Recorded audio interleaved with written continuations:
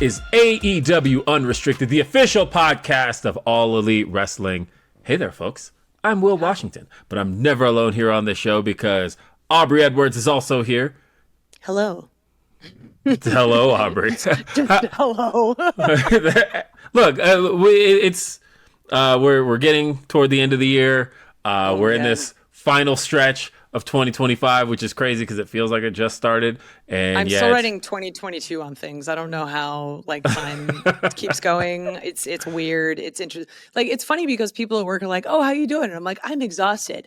But I try to think back to my life where I was working a 9 to 5 in an office. And I was like, I never want to do that again. This is the coolest thing in the world. I get to yell at half naked people for a living on television all over the world. It's dope. I don't mind being exhausted. I'll be on a plane at 7 a.m. I don't care. It's fantastic. When you're exhausted from something you love, there's nothing in the world like it. And I wouldn't trade it for the world. But the thing you can trade are trading cards, because All Elite Wrestling Unrestricted is brought to you by our friends at Upper Deck. And you can collect your favorite wrestlers in 2025 Upper Deck AEW and start your trading card collection today. You can unwrap, autograph, memorabilia, or premium tech inserts. Visit upperdeck.com to learn more. Get these fancy Metal Universe decks. Shiny. They're so shiny. And look, you can get really rad cards. For example, I just pulled this one out. Shelton Benjamin, these energized. Look at this. This is a meme in itself. I want to take a picture of this and use this whenever I'm angry. Superhero. Yeah, or whenever I'm angry at somebody, I want to send a message to them. I'm I would just do Shelton Benjamin with the angry eyes. Dude, if Shelton Benjamin showed up in my text messages looking that angry, I'd know someone was being serious. So there you go. I pulled a lot of really cool cards. A lot of our, surprisingly, a lot of our amazing women's roster. We've got Harley Cameron, who someone asked me recently, who is one of the most improved people of 2025, and she was the first name I had off the top of my head. Got her as well. Yeah, really? And then we've got Toni Storm, who's one of my absolutely favorite people and has been dominating and holding titles and being just so great at what she does and has adapted and changed over the course of her time at AEW and just done incredible things. I've got both people, even though we're missing a Tekla will have a card eventually, but we've got Sky Blue and we've got Julia Hart, 2 of the 3 of the Triangle of Madness. Oh, man, yeah, no, honestly, I knew when we came into this episode and we were getting our cards all together, I could just sense the excitement from you, because I know you were really excited about this episode in particular. Aubrey Edwards, why are you excited about this show? Who do we have here today? We are joined today by one of my absolute favorite people that when I saw her walk into the locker room, I'm like, it's about damn time. She's one of the UK's top wrestling stars, known for her powerhouse style, fearless presence, and she's made waves internationally before she ever showed up at AEW, before she ever got her graphic. In July, welcome Alex Windsor. Hello, Windsor. I need that as my introduction now. Whoa, that was always really bigged me up there. Thanks. Windsor. Just so you know, anytime I hear it in the entrance, I'm saying it in my head when I stand in the ring. I'm like, Windsor. I know. Quietly it just gets more unhinged every time I say it now. Oh my God. It's just ridiculous. It's ridiculous. So it's speaking of saying Windsor in the ring, I've had the amazing opportunity and privilege to be able to work with you so many times already in the short time you've been here. And I want to talk a little bit about Forbidden Door, because I feel like that was one of my favorite matches that I've had with you. It was you, Bazilla, Mercedes Moné, Persephone. And I really felt, and so did the fans as well, that you really held your own in that match. These are some of the best girls internationally, domestically, who are just in wrestling right now and pushing women's wrestling. What did being a part of that match feel like, especially in a city that you live in? Oh my God, yeah. I think there are so many factors that was nerve-wracking, but at the same time, obviously being in front of your hometown country is amazing, but it also adds that little bit of pressure.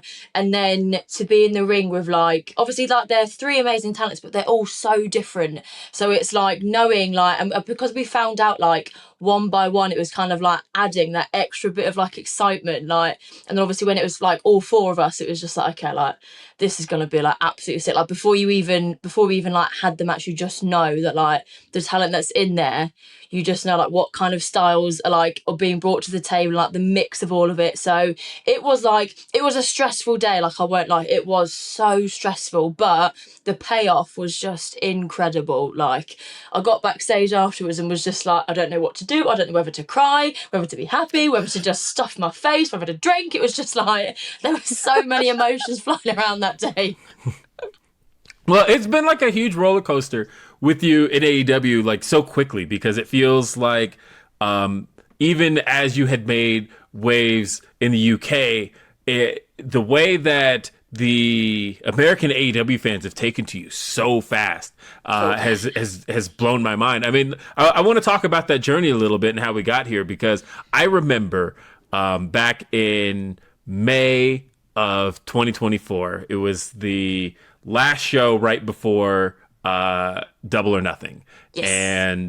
And right as we're about to hit that show, you got to team up with Anna Jay to take on Willow Nightingale, who was the TBS champion at the time, and Kris Statlander, and on a Rampage. And I remember as that match came together, everybody's super excited. We're like, oh my God, like, because you had been around so much, but at that point it was like, oh my God, we finally get to have Alex in an AEW ring. What was that day like? And did that kind of set in motion, okay, this is where I want to be? Yeah, I think leading into it, obviously, like I'd been over with Will a few times, and I've always said, like, it's like the unwritten rule, isn't it? Always bring your gear, like no matter what the circumstances are, always bring your gear.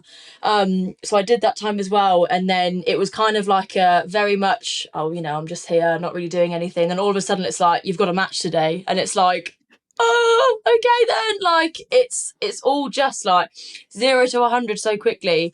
So obviously, like looking at AEW from being an outsider at the time, obviously it was like one place that I would absolutely love to wrestle. Like that, you know, there's loads of places that I'd say I would love to work for, but that was like right at the top, like massive gap between anything else.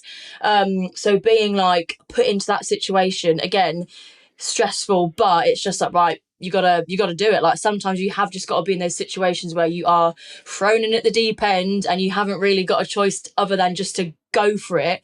Like it was like it's stressful, but then the payoff is just like, well, I've just got to wrestle in AEW.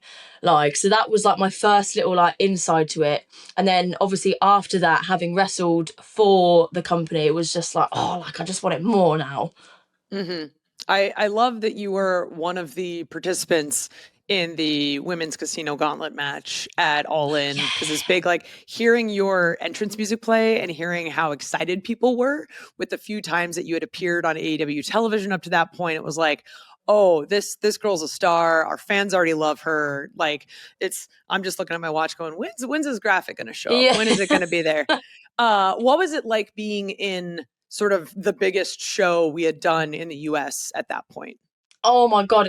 You know, again, it's like, it's knowing that you're going to debut at one point, but not knowing when. There was always that anticipation of like, is it going to be today? Like, is it going to be a Dynamite? Is it going to be a Collision? Like, I had no idea. I knew it was coming, but I just didn't know when. So when I found out like I was going to be in the gauntlet, it was just kind of like, fuck, like this isn't any show that I would have thought that I would be debuting on.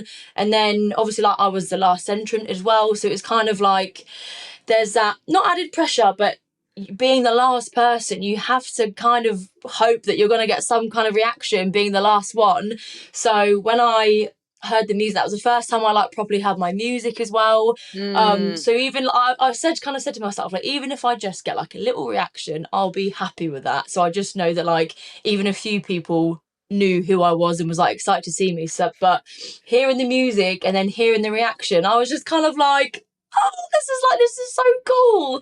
And then obviously coming out and just like seeing everything, I don't think I had enough time to really, I mean, like, I guess like, you know, being a gauntlet match, you don't have enough time to stand around and take it in. You have to get straight to the ring.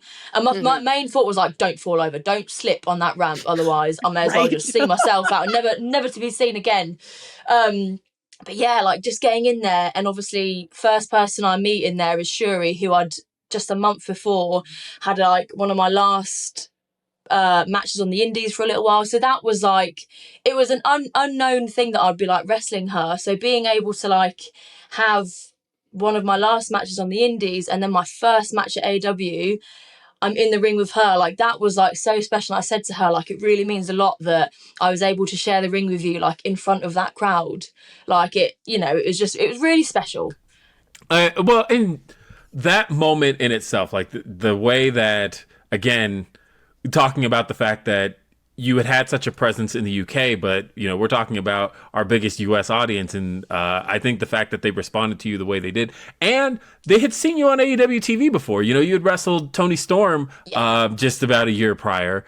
And it was one of those things where it just felt like, okay, when are we going to see her here? When is it going to be official? For a lot of people, especially just the viewers, it felt like it's just a matter of time before she's here. But, you know, as we're talking about this timeline, it was only 2 months ago, right? Like, it really just feels like it has gone from 0 to 100 so quickly. It really has. How has that felt? You know, that trajectory where it just feels like there's been kind of a rocket on your back since All In. Honestly, like, I feel wrestling-wise and personally, everything has just gone from 0 to 100, and sometimes it is the best way to do it, because, you know, on one side of it, I feel like I don't have enough time to really sit and let it sink in, but on the other foot, I'd rather just be thrown in at the deep end. You know, I've been pushed out of my comfort zone more times than I ever thought I would be, like, within wrestling in the space of 2 months. But, you know, looking back on it now, I'm kind of like, I love that. Like, you know, I think that's what everyone wants to do. Like, no one wants to join their dream company and be like, oh, you know, I wish I could be doing this, I wish I could be doing that. Like, I'm in a position where I've just been, like, given the ball and I am just trying to keep up with it. Like, but I wouldn't change it. Oh my God, it's just been an incredible run. I want to say real quick, because I know one of the recent matches you've had, it was you and Mercedes in Philly opening up Dynamite. Just such an incredible run. And I remember, because my husband was at his parents' place, so they were watching it. My father-in-law is not a wrestling fan whatsoever. I show up the next day and he's like, that match was excellent. Those girls were so good. And I'm like, yeah, of course they were. And in my mind, I'm like, it's just like a standard for me at this point that, like, everyone on our division has, like, grown to, like, an incredible, like, high level. And then I was like, oh yeah, no, that's great. Like, the first time people are seeing somebody going, wow, these women are killing it. So, I mean, I'm going to put you over so much on this podcast, but I love you so much. And I love getting the chance to work with you. And it's so great.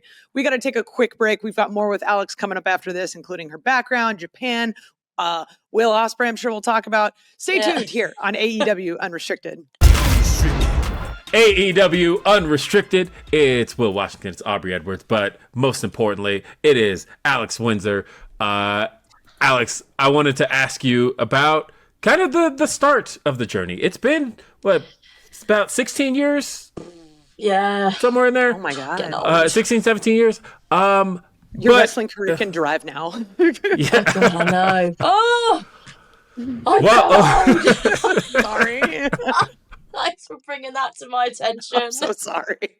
Well, let's talk about it. Let's talk about the background and kind of what were some of your earliest inspirations in getting you into professional wrestling. Where did it start for you? Oh God, honestly, I pretty much accidentally got into wrestling. Like, I wish I had a story of, like, oh, it was this match when I was this age, and, like, seeing that made me want to be a wrestler, but it completely happened by accident. I had about, like, one good, like, really close friend at school, and she was training to be a wrestler. Like, her dad wrestled, like, in the UK, like, a little bit, and it, you know, it was just so happens that she was like, oh, I've got training this weekend, like, do you want to try it? And I just thought, well, you know, I've tried, like, drum lessons, piano lessons, guitar lessons, horse riding, and nothing stuck. But I just wanted to try everything. So I thought, I'll give it a go. Like, sports, drama, it's a good mix of, like, the stuff I liked at school. I did a training weekend, and other than the fact that the day after I felt like I'd been hit by a bus, I loved it. And it was just like, I just loved the whole, like, the theatrics of it, the physicality of it, and it was I was about 15 when I started. So after that, I was just like, I think I've actually found something I really enjoy. Like, my parents were like surprised that I actually kept it up longer than a few months, because everything else I'd just like, yeah, give it a try. Nah, not really happy with it. But this was just like, oh, it blew my mind. Oh man, it's so great. And like falling accidentally into wrestling was probably the best, because like I was very similar in my background, and it's like, oh, this is really freaking cool. And to know that you can now like pay your bills with it, it's honestly, it's like this is just something you did for fun. Yeah, that's the thing. Like, just stumbling into it and just finding like that I really just enjoyed doing it. I mean, obviously, I feel like now, you know, I would love to have grown up watching it, because there are so many people like that have those moments, and like, you know, when you see when people like come back from years ago, there's that like emotional attachment to it. But I feel like I'm starting to get that side of it, and I feel like that's the side of wrestling that I really love, that I didn't really like have that connection with before. Honestly, those are some of my favorite stories that I hear on this show. Like, every time we talk to somebody, and I always want to know what your history and origin is with wrestling, but like, there's something special about trying it and feeling a connection to it. Like, it's almost like it was just something that was missing from your life, and you didn't even realize it was missing from your life. But once you got it, especially feeling the way you did the next day, you know, that car crash feeling, you know, I took one bump and I was like, oh my God, this is not for me. Yeah. But do this for a living? What? But otherwise, you know, when I hear that, I think there's a magic to that, because then you know that's what you were meant to do. You know that's what your calling was, right? Because it wasn't something that you aspired to, but once you had it, you knew this was yours. And I think there's something special to that. Yeah, definitely. Like, you know, like I said, like I tried so many other things, and I just thought that it would be another thing that I've tried just because my friend said I should. And then, well, yeah, like 16 years later, here I am. Like, Was there sort of a moment where you were like, I could do this as a full-time thing? Like that, because I feel like there's sort of that moment for most people where it's like, this is fun, this is cool, whatever. But knowing that, oh, this could be the thing I do if I just focus my intention on it. Is there any sort of moment where that happened? so I think I kind of like revamped myself a little bit, and I tried to kind of, you know, like make it on the indies. And I think when I started getting like the regular work, like Friday, Saturday, Sunday, every week, it was kind of like, it kind of started off as like, it wasn't a sudden like, oh, I can make loads of money off this. It was kind of like, I can maybe do part-time at work and wrestle. So it was sort of like a steady sort of incline, where it was kind of like, okay, I don't just need to have my shoot job and then wrestle as a hobby. I can actually like balance the two.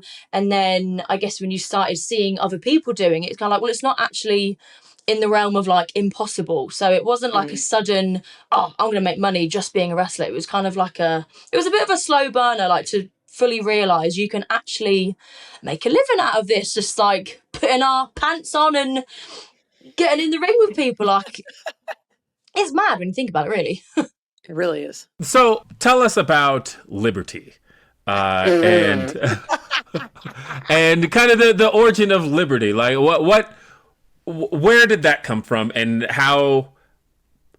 I guess it's a two-part question, because what made you decide to switch away from it? But we'll start with the original name. Honestly, I wish there was some deep-rooted story to that, but it was just a case of, I think I had my fourth training school. We had like a training show at the end of the weekend just to showcase all the trainees, and it was my first one. And I think my tag team partner, who was the girl that got me into wrestling, Danielle, her name is Amy Lee Kramer, I think was her wrestling name. She was like, you need a name. And I thought, well, I don't know. I haven't really thought about it. And it was literally a case of a trainer come up to me, you're Liberty. I was like, okay. All right. I don't have any other ideas, so that's my name then. And I think with that, obviously, because they gave me the name, obviously, while I was just at that company, it didn't really bother me. But then when I actually saw that there was other wrestling companies about, and you could wrestle in multiple companies, not just tied down to one, I was a bit like, well, if I'm going to be doing this myself, I want to have a character, a persona that I have thought of myself. So that's when I started playing around with like different names, and that's where Alex Windsor came about. Yeah, it's a much better choice. I'm just gonna put that out Yeah. there. Like it's kind of it rolls off the tongue, kind of more memorable. Like you can do Yeah. that Windsor thing. Like it's great. Good job there. Thanks. One of the things I wanted to talk about, because it's a very recent in my mind, because I got to check off my bucket list item of being a part of Eve recently. Yeah. And I know you've been a big part of Eve Riot Girl Wrestling in the UK. What makes Eve so unique from your perspective? Oh, honestly, obviously the wrestling that, you know, it's an all women's company, and it has, I remember wrestling for Eve I think I debuted in 2011. So it's been such a long standing company that has weathered, or you know, like even like during COVID and that, there were so many companies that sort of fell off the scene, and Eve came back with such like a vengeance almost. It was like we've powered through this, like all women together, and just I think it really mirrors that how it is backstage. Like the atmosphere out there is incredible, and I think that's because backstage all the girls it's just we all look forward to seeing each other. And you know, it's not that you don't in anywhere else, but there was like a time where I was doing like Eve constantly, and there was like a whole group of us that were on every show, and it was just a case of like we were just so looking forward to seeing each other. And then like when you put matches together, because you're just excited to be there with each other, that then carries on in your matches. And I think every girl that has either is in Eve now or has left has always said it's always like going back home. And like that's for me as well. Like even if I wasn't on the shows, even just being around it and watching the other girls, like everyone is just so supportive as well. Like I can't say like enough good things about it. It's one of those places that's like, and that's sort of the beauty of the indies, right? Is you sometimes choose your bookings based on, I just really like working here and I like all the people involved, rather than, you know, working at this other place. So it's people, I think, in wrestling or out of wrestling don't really understand that it's this like, and having seen it firsthand, like that locker room is incredible. Everybody involved with that show is phenomenal. Like the production level, the attention to detail. I got to have Will in my ear because he produced the match that I was working on, but I know he's heavily involved in the show. He's producing. Oh yeah, he absolutely loves it. Yeah, and I've seen him backstage. He's one of those guys that really cares about women's wrestling, and he's watching matches, not just yours, but he's watching like Sky's, he's watching everybody's, and he's really trying to like help us build our division, which is phenomenal that you have the support from someone who is like that high. So what's it like working with Will? I guess. I mean, honestly, like I think he first started coming in, obviously, you know, like when I worked the shows, he'd just come along to watch, and then obviously being the wrestling fanatic that he is, he'd start being like, okay, can I just give this person advice? Can I just give that person advice? And I think over time, again, it wasn't just a case that he just came in and was like, right, I'm running this now. It was kind of like a steady, he wanted to get more and more involved, and obviously with the help of Dan. So when he's there now, like, you know, again, like he obviously helps me with my matches, but he gives every single girl on the show as much dedication and advice and just time to work with all the girls. Like, you know, you can just tell, obviously, he loves wrestling, but he loves the other side of it, not just being in the ring himself. He loves helping produce, and he loves elevating the girls. Like there's I think I remember there's a girl called Lucy Sky, and he said to her before, can you do a frog splash off the top? She was like, I don't know. He was like, just try it. He was like, I think if you can do that, like that will just help elevate you. So he just, again, he pushes the girls outside of their comfort zone. And then when it pays off, you know, you just to see how happy they are with it. And it helps just like elevate them personally. So just, yeah, I think having him around, it just helps boost the morale even more than like it already is. And even this, you know, talking about your time with Eve, because you got to work. You mentioned Shuri. That was one of you. That was your last match there, if I'm not mistaken, right? Yes. And then you got to wrestle Jamie Hayter earlier this year, and that ended up being kind of a big thing because you know, I think it's pretty well known at the now that, you know, Jamie had the visa stuff going on and couldn't come back here. And so like it was a big treat for fans I remember when that graphic went up of you two getting to work each other, and all of a sudden everybody's like, oh my God, we get to see Alex Windsor and Jamie Hayter. God, and, you know, at the time that wasn't even thought of as an AEW match, but I think just everything we're kind of throwing out there, that kind of leads to my overarching question of like, talk about kind of the health of the UK wrestling scene and just kind of how it's treated you and how it's been for you and kind of the differences in coming over here. I mean, honestly, I think like there's been like waves on the UK scene. Like I feel like pre-COVID, even to the point where like I think I was on my hiatus at that point. I had an injury. I just like had my son. Watching it from the outside in, it was like booming just before COVID, and then obviously after COVID, it was like we were finding our feet again. And I feel like the past maybe year, 2 years, it's really just everyone has tried to get it back to that stage again. I feel like there was a point where it was like, oh, it's not going to be the same again. But I just think between like all of us, you know, like the regular companies in the UK, we all tried so hard just to be like, we want this to have that boom again like it had before. And I feel like we are absolutely there now. So I feel like as well with, you know, the amount of like AEW Eve crossovers we've been having at the minute, obviously it helps elevate Eve like completely, but it's just that whole freedom like the girls have. They can just come over here, and I think again with the Eve locker room, everyone wants to have the best match of the night, but not in like I'm gonna have a better match than you. Everyone just sees like, you guys had such an awesome match, and it just drives the other girls to like, right, fuck it, like everyone just wants to go all out and just completely just like knock it out of the park. And I think that like that it attracts like attention like worldwide. Like when you know the people on that show, every single person is just wanting to do their best, like it shows. It really does. And it's just incredible to see all of, you know, us that have made our way through being a part of it and then seeing this incredible indie scene grow. And it's, oh man, it's unreal because it's like, oh, these are some people who might be my future coworkers someday. It's been really cool. Exactly. Really cool. It's awesome. It's proper special. It really is. And this whole interview is very special. And we've got a little bit more coming up after the break. We're going to talk Japan. We're going to talk being a mother. We're going to talk all the amazing things that happen with Alex Windsor here at AEW on AEW Unrestricted. Stay tuned after the break. AEW Unrestricted, we're having a phenomenal conversation with Alex Windsor. Like Will and I are just both like, I want to talk to her. I want to talk to her. I want to talk to her. Like it's just, it's an incredible flow and an incredible discussion and all these sort of things. I know we've got Japan to talk about, but I want to take a quick moment because you're sort of in a unique position that not a lot of women in wrestling have really gotten to experience yet, but you're a mother who works full-time in wrestling and travels internationally. And to see both you and Will so attentive as parents and wanting to help your son like grow and have a good life and not have to be like moved around constantly. What is that like, sort of prioritizing your family in the wrestling world?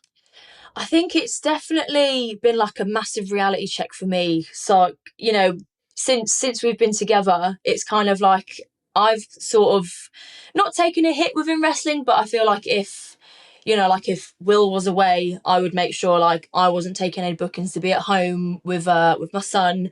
So to now be in a position where I've kind of like not got a choice, because obviously I wanted to do this, but it's kind of like it's that next step in not just my career, but like I guess being a mum, because it's, you know, it's a sacrifice that I've had to make. But you know, in the long run, I want to be able to say to my son, like looking back, like that I've prioritized being a mother, but also my career. Like I don't want to look back and say like I've had to choose between one or the other.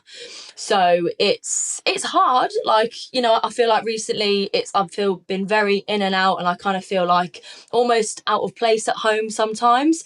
But I feel like when I am home, it does make it so much more like special. You know, I want to do as much as I can with my son when I am home, and like, you know, he's also at an age where he's very in the moment. So obviously when I do leave, it, you know, it breaks his little heart and it breaks my heart, but then he's with my parents or he's with Will, so he's just he lives in the moment. So, you know, I know that when I'm gone, he's he's in safe hands. You know, he's absolutely fine. And, you know, I think when he's older, he'll probably be able to understand it more as well. You know, I was just thinking about the fact that this is honestly your second appearance on this show now that I think about it, because I was thinking about when Will was on the show the first time. And right. again, but it was, yeah. Again, it was just like the family dynamic, right? Where like there's just so much going on at home, because when you guys are at home, you guys are a family, and you guys prioritize each other. And you know, I'm just thinking about those moments that probably got cut from the podcast where he had to like pause for a second and then check on you or check on your son. And it was just like, it was little things like that. And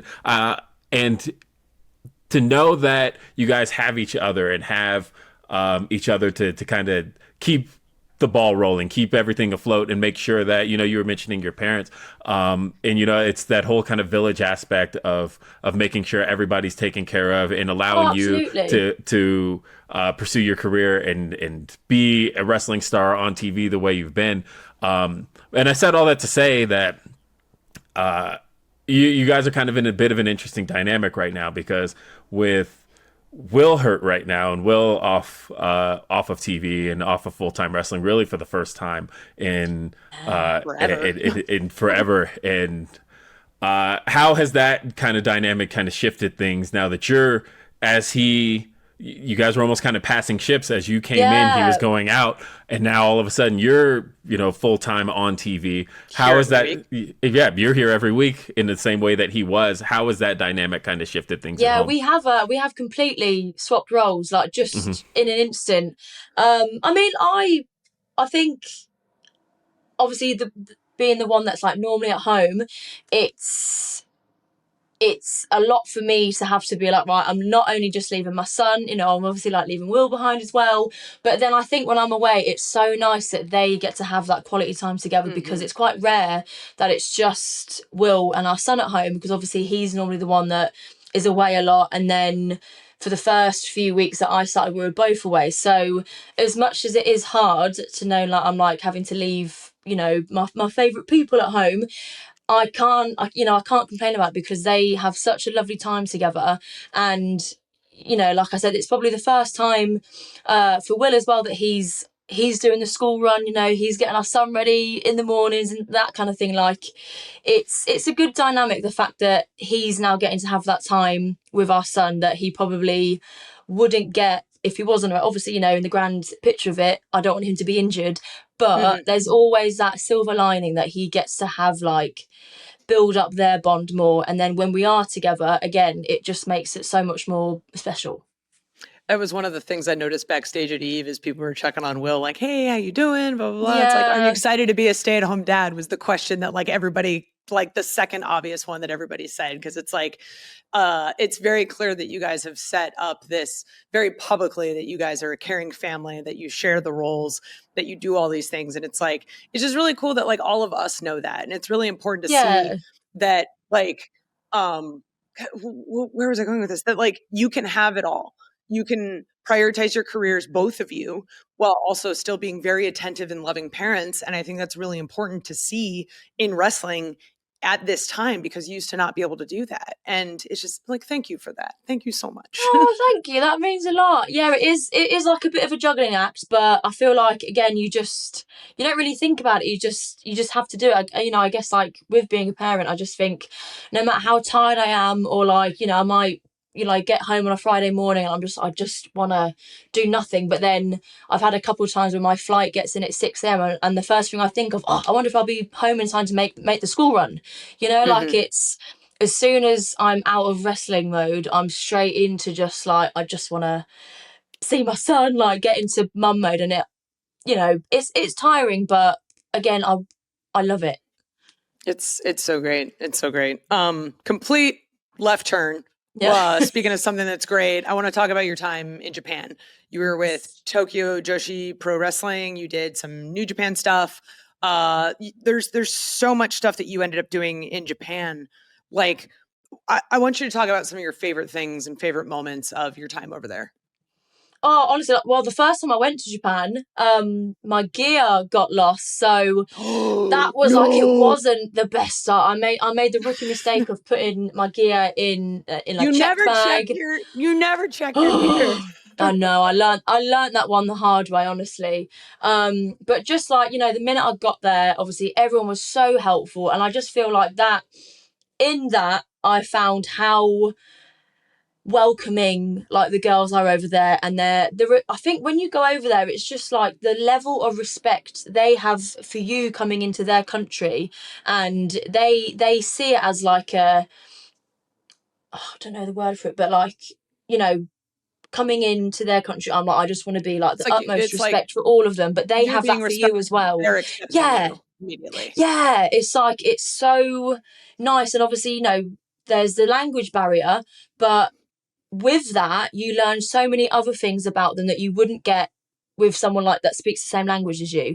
And the caliber of matches they have out there, again, you go there and you think, right, like these girls are like at the highest level. So again, it pushes you to then have your best match as well. And I honestly feel like I've had some of my best matches out there. And same with like when Eve was brought over, the talent from Japan. I feel like they're just so good at elevating people. Like, I don't know how they do it, but they're such a special group of people. Well, what was how was the environment as far as, you know, the fan base was concerned, as far as you know, wrestling in front of the Japanese audience, because it is very, very different, and you know, just as a viewer, everybody kind of gets a grasp of how different it really is. How was it for you as a performer? I would say they're very, obviously going from like the UK, where every show they're like the rowdiest bunch of people, and then Japan, like they're so polite, so you kind of feel like you have to really not like work really hard for them to get any reaction, but like it's kind of like a good sort of challenge, because you kind of have to change how you interact with them. And then you have, again, you know, with the language barrier and them maybe not like always knowing who you are, you then have to get a different level of like connection with them. But when you do get that, it completely, the feeling you get from it is amazing. Oh, my cat's just made an appearance. Sorry. We love it. We are a cat podcast. That is.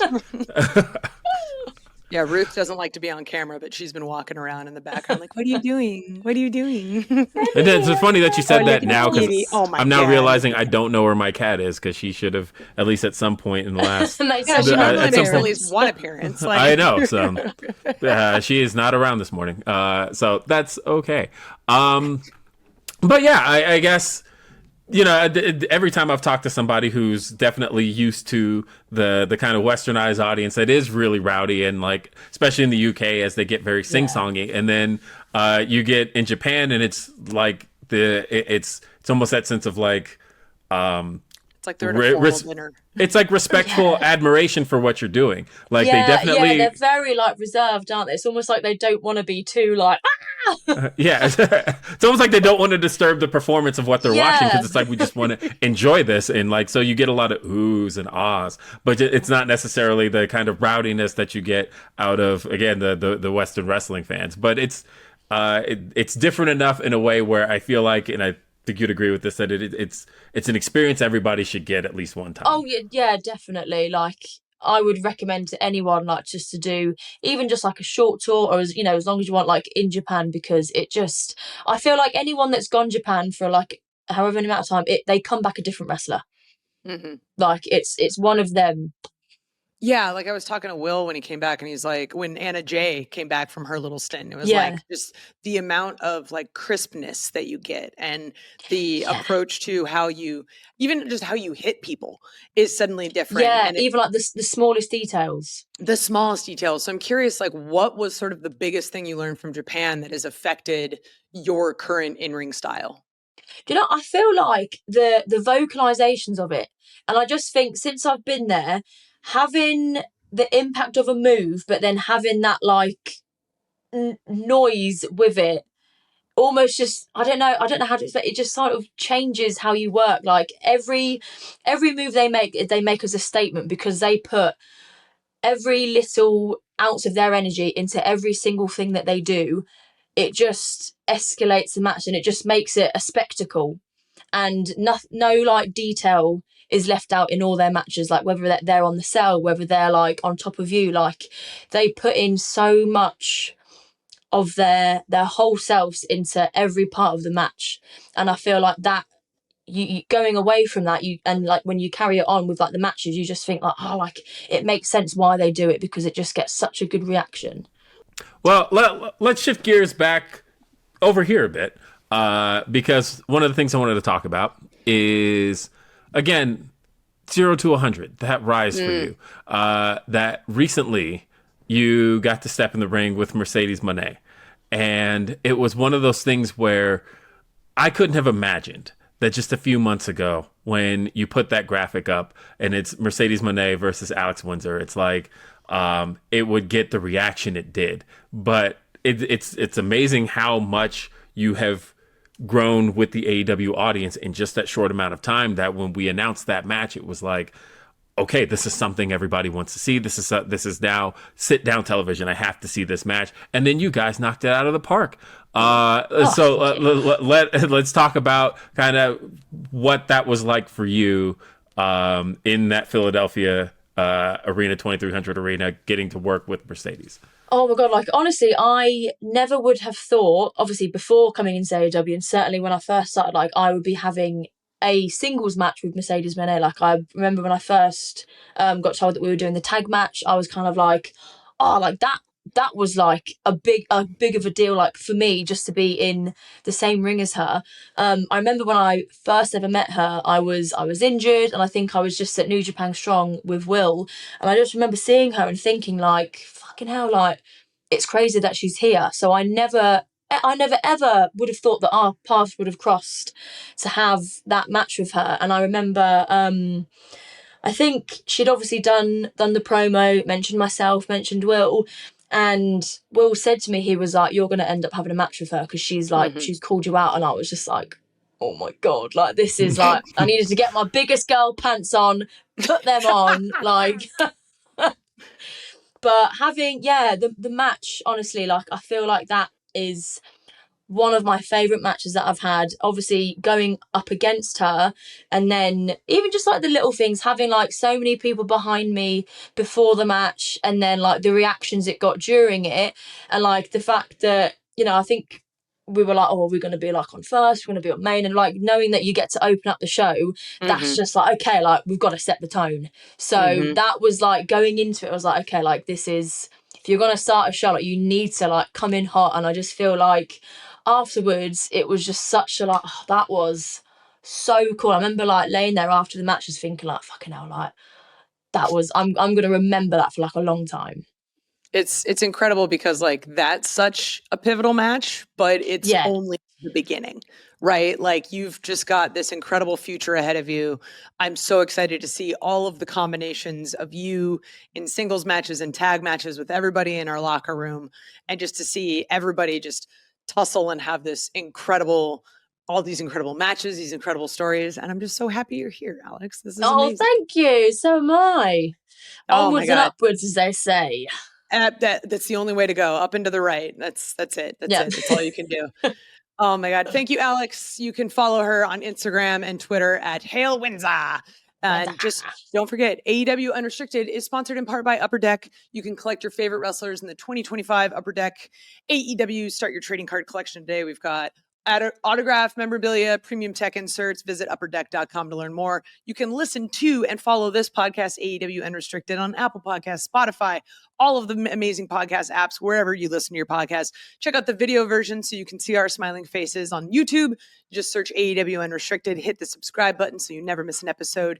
If you're not an AEW insider, you should sign up because you can get early access to ticket pre-sales, special merchandise offers, and more straight to your inbox. Sign up today, AEWTIX.com. And of course, don't forget, you can watch AEW Dynamite on TBS Wednesday nights at 8 p.m. and streaming on HBO Max. Our AEW Collision live every Saturday on TNT, also streaming on HBO Max. You can watch ROH streaming every Thursday on Honor Club. You can watch me, Aubrey Edwards, on the TV, but you can also see this guy, Will Washington, on this podcast and seeing all the work he's doing from behind the scenes appearing on the screen. Thank you so much for listening to AEW Unrestricted. Peace out, everybody. Bye.